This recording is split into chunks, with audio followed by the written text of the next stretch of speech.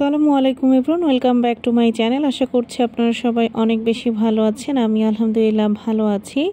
তো আজকে আসলে সন্ধ্যা থেকে বৃষ্টি হচ্ছিল, তো আমি আর মা এখানে বেশি করে চানাচুর আর সাথে অল্প করে মুড়ি আর চানাচুর মাখা খাচ্ছিলাম। খুবই ভালো লেগেছে খেতে এটা আমাদের। আর এটা হচ্ছে গিয়ে তারপরের দিন সকালবেলা। তো এখানে আজকে সকালে আমি খিচুড়ি রান্না করে নিচ্ছিলাম। তো তার জন্য খিচুড়িটা আমি একবারে মাখিয়ে তারপরে রাইস কুকারে বসিয়ে দিচ্ছিলাম।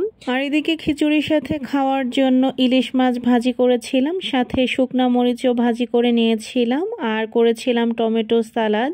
তো খিচুড়ির সাথে এই দুটো আইটেম হলে আর কিছুই লাগে না। আর এদিকে আজকে খিচুড়িটা রান্না শেষ করতে আমার একটু দেরি হয়ে যায়, তাই জারিফের বাবাকে বক্স করে দিয়ে দিচ্ছিলাম যাতে অফিসে গিয়ে নাস্তাটা করে নিতে পারে।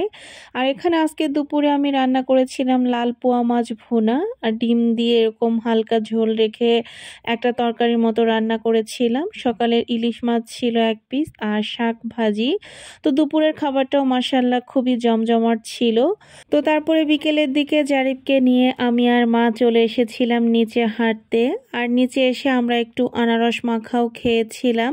আর এদিকে দেখতে পাচ্ছেন আজকের ওয়েদারটাও কিন্তু মেঘলা মেঘলা, জাস্ট কয়েকদিন ধরে এরকম ওয়েদারই যাচ্ছে। তো তারপরে আমরা বাসায় এসে সন্ধ্যার পরে এখানে আবার একটু দুধ চা দিয়ে ব্রেড খেয়ে নিচ্ছিলাম। তো এরকম দুধ চা দিয়ে ব্রেড কিন্তু মাঝে মাঝে খেতে বেশ ভালোই লাগে। আর এদিকে মজার একটা ঘটনা ঘটেছে। কয়েকদিন ধরে আমরা নিচে হাঁটতে যাইতাম এবং আমি আর মা প্রচুর পরিমাণে এই গিমা শাকটা খুঁজেছি আফতাবনগরে, কিন্তু কোথাও পাইনি। আজকে যেদিকে হাঁটতে গিয়েছিলাম ওখানে বালুর একটা ঢিপি আছে। তো হঠাৎ তাকাতেই দেখি যে বালুর মধ্যে অনেকগুলো গিমা শাক হয়ে আছে। তো এটা দেখে আমি আর মা দুজনেই অনেক খুশি হয়ে গেলাম এবং ওখান থেকে বড় বড় গাছ কিছু তুলে এনে বাসায় এনে এভাবে বেছে নিয়েছি। এবং শাকটা আমি কিভাবে রান্না করেছিলাম সেটা আপনারা একটু পরেই দেখতে পারবেন। আর এটা হচ্ছে গিয়ে পরের দিন সকালবেলা জারিফের বাবাকে এখানে একটু সকালে নাস্তা দিয়েছিলাম। তো তারপরে জারিফের বাবা অফিসে চলে গেলে আমি একটু বাসার নিচে বাজারে গিয়েছিলাম। তো বাজার করে বাসায় চলেও এসেছি। আর এখনও কিন্তু জারিফ এবং মা কেউই ঘুম থেকে ওঠেনি। আমি তাড়াতাড়ি গিয়ে বাজার করে এনেছি। তো প্রথমে দেখতে পেলেন ওখানে আমি একটা জলকান্দা নিয়েছি মাটির, বেশ ভালো লাগলো। তারপরে একটা ব্রয়লার মুরগি নিয়েছিলাম কিছু আদা, তারপরে ছোট সাইজের একটা তরমুজ নিয়েছিলাম।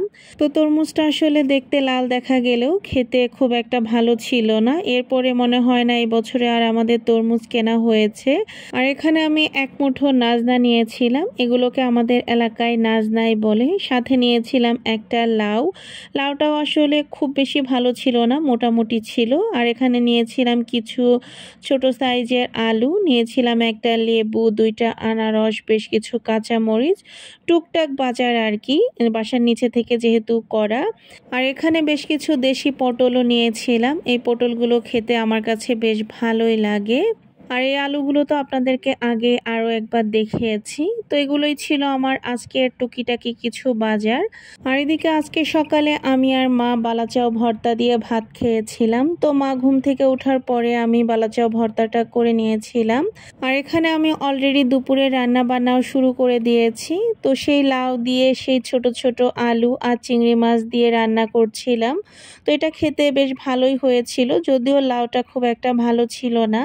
আর এখানে আমি গিমা শাকটা ভাজি করে নিচ্ছিলাম। এখানে বেশি করে পেঁয়াজ কুচি, কাঁচামরিচ আর সামান্য একটু রসুন কুচি দিয়ে আমি শাকটাকে ভাজি করেছিলাম। খেতে বেশ ভালোই হয়েছিল, তবে গিমা শাকটা একটু তিতা তিতা লাগে, অনেকটাই করলার মতো।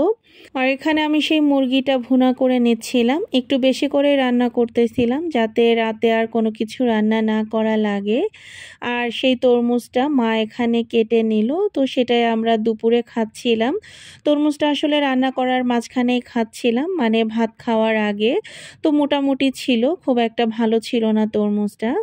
তো আজকে দুপুরের আমার এখানে এই যে লাউ দিয়ে চিংড়ি মাছ দিয়ে রান্না, মুরগি ভুনা, তারপরে গিমা শাক ভাজি, বালাচাও ভর্তাও একটু ছিল। আর এখানে আমি একটু পোলাও রান্না করে নিয়েছিলাম, যেহেতু মুরগি রান্না করেছিলাম। তো আজকের ভিডিওটা আপনাদের কাছে কেমন লেগেছে অবশ্যই কিন্তু কমেন্ট করে জানাতে ভুলবেন না। ভিডিওটি আমি এখান থেকে শেষ করছি। সবাই ভালো থাকবেন, সুস্থ থাকবেন, আমাদের জন্য দোয়া করবেন। আল্লাহ হাফেজ।